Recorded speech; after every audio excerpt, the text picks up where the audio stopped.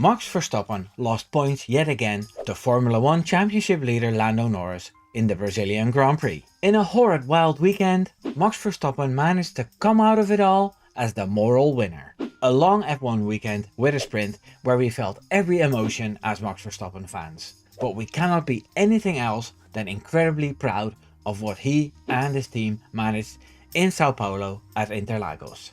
Let's go through it all step by step and see what it means for the championship.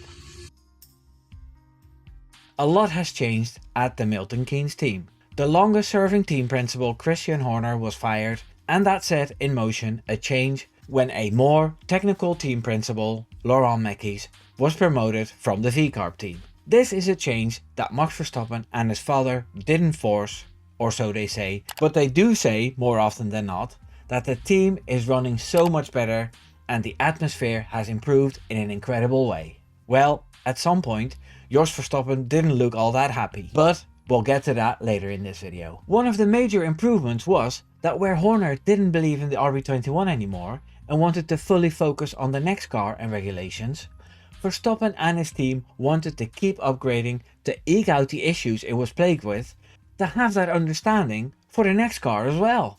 Something they did in 2021 as well, and in 2022 they hit the ground running in the new ground effect regulations, despite having worked on the 2021 car far into that season. Their approach did wonders for Verstappen, who kept scoring podiums and wins after the summer break, something we thought would be impossible a while ago. With the two McLaren drivers dropping points and crashing into each other, we even started having hope for a fifth title for Max Verstappen, but they needed to be perfect from now on, and then there was a slight chance of a miracle. Red Bull Racing pushed very hard for this miracle and brought an upgraded floor to Mexico. Unfortunately, that didn't make them any faster or fix any of the issues they still had. This is a very normal occurrence with upgrades, and it wouldn't have been a problem if it weren't for the fact that Max was pushing for an unlikely title. I praise Red Bull for their grit and their ambition to keep pushing, even if they lost ground to Norris in Mexico. The lessons learned will flow into the RB22, and every bit of information is welcome, even if it isn't an improvement. Knowledge is power. So in this little chapter I explain the intention of Red Bull and Max and how I admire them for that. It makes what happened in Brazil easier to accept. Well, for me anyway. I can't speak for you. I'm sure you will let me know in the comments. The first and only free practice session looked to be a disaster if you look at the results. Verstappen P17 and Tsunoda P20. This was because they decided to save a set of medium tires and didn't do a fast run on soft tires. Verstappen complained a lot about the lack of grip, and we didn't go into sprint qualifying with a whole lot of confidence. We were proven right. Verstappen qualified P6 and Tsunoda was out in Q1. The actual sprint would have been an opportunity to claw back some points and test the car further to see what needed to be changed for a better race qualifying. The cars are locked up in Parc Fermé after the free practice sessions and are then released again for changes after the sprint. So that sprint wasn't all bad. Verstappen passed Alonso on a damp track and kept up with the McLarens and the Mercedes cars in front. Then Norris drove over a curb, splashing some water onto the track. Piastri drove over it and crashed. So did Hülkenberg and Colapinto. That was another position gain for Verstappen. So he finished P4 and lost 3 points to Norris, who won. And he gained 5 points on Piastri, who scored none. So the net loss on the whole sprint wasn't too bad. Max Verstappen and the team weren't happy with the car, therefore they decided on a bold new setup. And that should have made the car a beast for qualifying and the race. As I've praised Red Bull for taking this approach, I can't go back on it now. The motivation was to put a dominant win on top of Lando Norris's head, to intimidate him for the remaining races. In my latest video, I talked about Oscar Piastri having to kill Lando's momentum. But if he can't do it, then Max had to do it himself. As you probably know by now, it was great to try a bunch of things, but the changes were ass. After a run of 4 years of not getting knocked out of Q1, Max Verstappen qualified P16.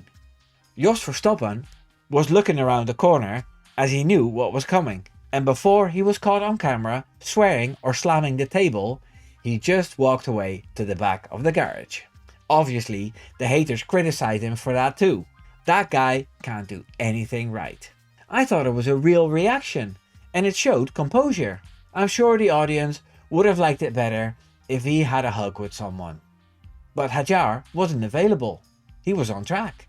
Max said he had no grip, had to underdrive the car not to crash, and no matter what they tried, they could not get it to work. It was a fucking disaster. Therefore, the race looked like a mission impossible for Verstappen, and the championship was out of sight too. There was a lot of talk about what Verstappen did last season when he went from P17 to the win, but that was when the car was good, with a new power unit. In a car that didn't make it into Q2, it was just over and out. A very bad feeling for me as an avid Max fan in this season full of highs and lows. This was a new low. How on earth would he get a good result in the race? Well, Red Bull had nothing to lose and conjured up a plan. Red Bull had worked into the early hours to change every thing on the car. The floor, the ride height, the engine and all the other components. This meant he had to start from the pit lane, but at this stage P16 or the pit lane made no difference. They broke curfew to give Verstappen a renewed opportunity to get a few points on the board. Esteban Ocon did the same thing, so that was already one position gained from P20. The race started and there were a few incidents. Bortoleto crashed out and Lewis Hamilton, who started in P13, had damage too, so he had to pit. So that was another few positions gained. When the race restarted, there was another crash. Piastri made a move on the inside of turn 1, Antonelli turned like he wasn't there, Piastri locked up a little, hit Kimi, who flew into Leclerc, and that may have saved Kimi, but it destroyed Charles's race. I thought it was a racing incident, but Piastri did get a 10-second penalty for it. That was another car out of Verstappen's way, who had climbed to P13 after a few overtakes.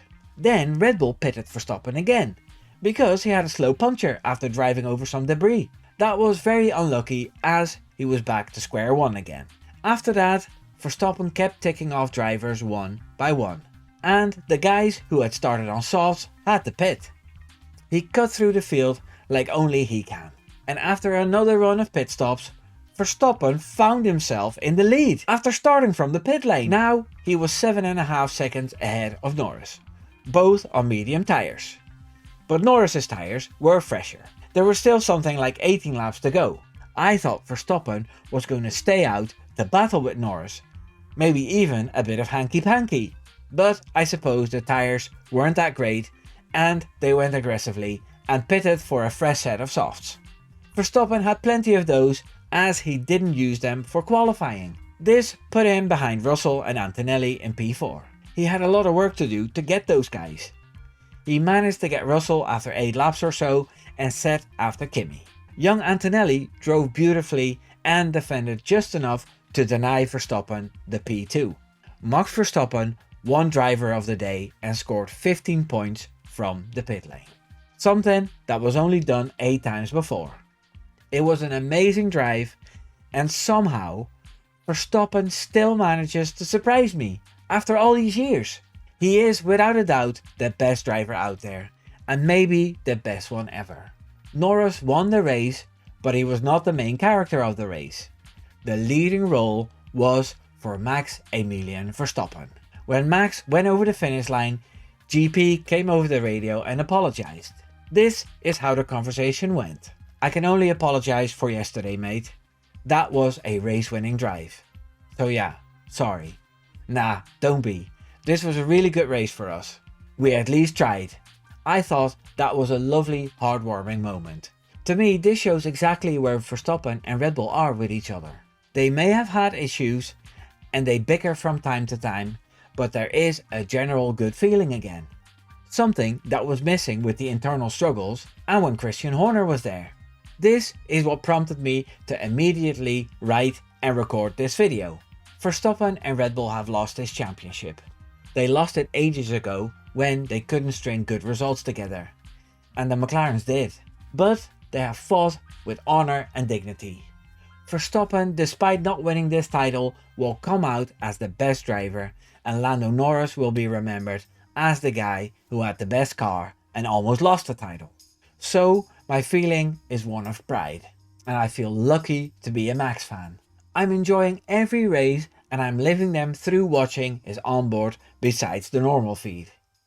It's an honour to be his fan. I'd also be honoured if you subscribed. Take care now. Doei doei.